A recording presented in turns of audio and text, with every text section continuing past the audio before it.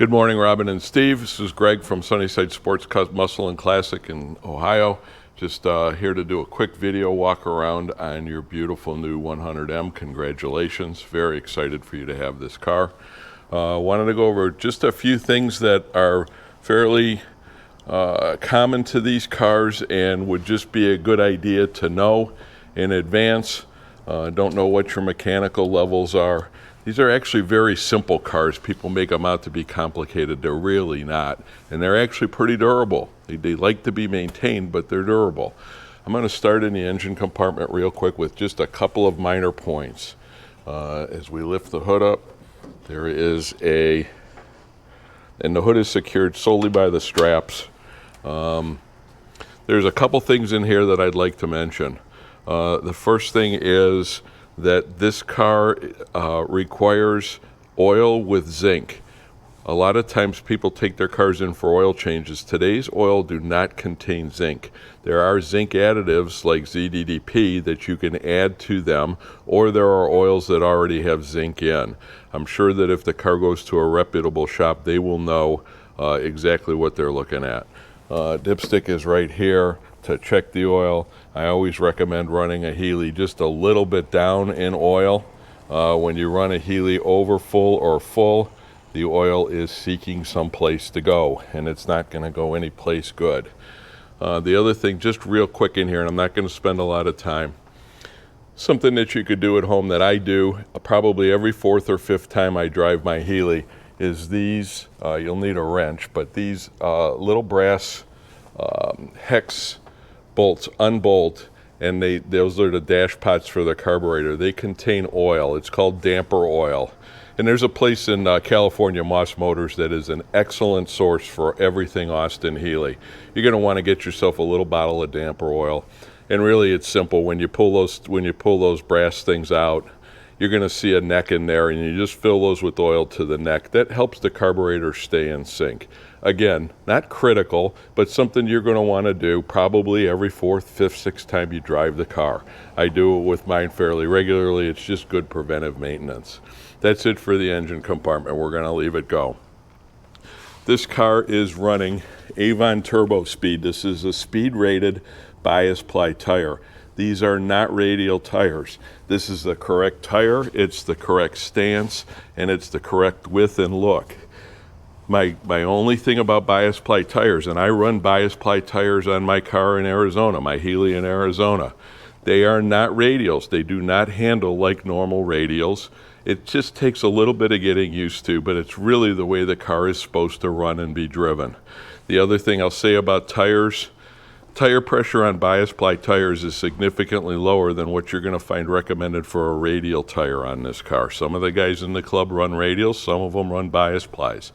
If memory serves me correctly, 24 pounds front, 26 pounds back is correct for these, where a radial tire will run tire pressure in the 30s. I would absolutely get a Healey 100 service manual just to have it for informational purposes. It'd be a great thing to have.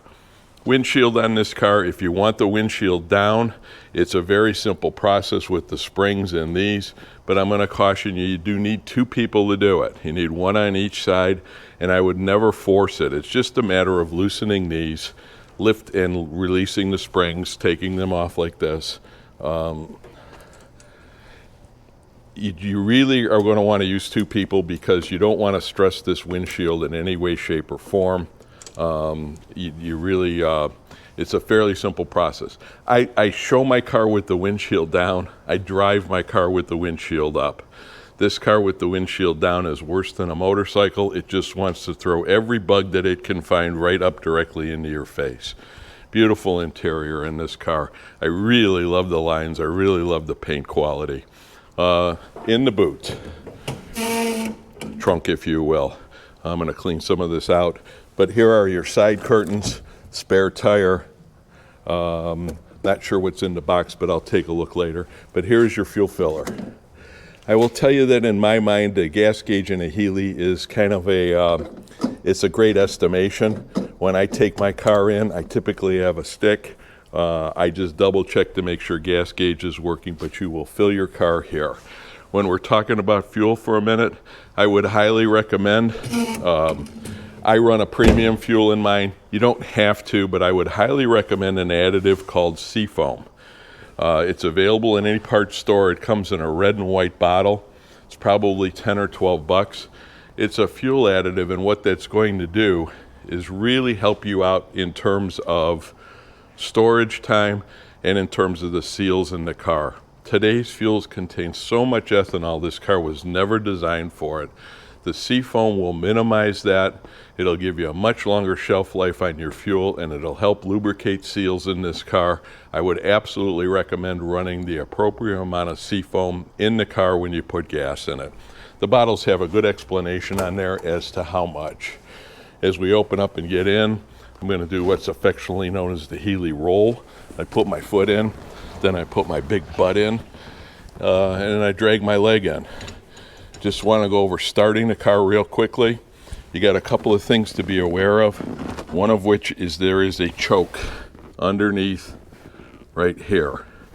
When the car is cold, you're going to pull the choke when you're cranking it, and as the car warms up, you're going to release the choke till the point where you'll start to know and realize what's correct.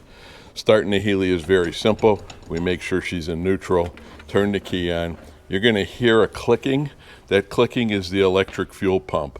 Nothing to be concerned about. We need to hear that clicking. Okay, once the key is on and we're sure we're in neutral, we're going to go ahead and push the starter button, and she's going to fire right up. I had already started the car this morning, so no need for choke, but you notice as I pull choke, it speeds up considerably. The choke is something that you're going to have to hold at any place you want.